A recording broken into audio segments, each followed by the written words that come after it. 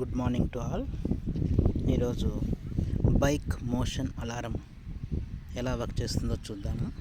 మీరు చూస్తున్న device bike motion alarm device. ఇది ఎలా వర్క్ చేస్తుందంటే, ఎవరైనా బైక్ దగ్గరికి రాగానే ఇది అలారంని బ్లో చేస్తుంది.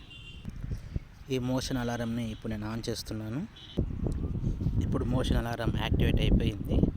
ఈ బైక్ దగ్గరికి ఎవరైనా వెళ్ళినా ఇది ఆటోమేటిక్గా అలారంని బ్లో చేస్తుంది. ఇప్పుడు బైక్ దగ్గరికి వెళ్దాము.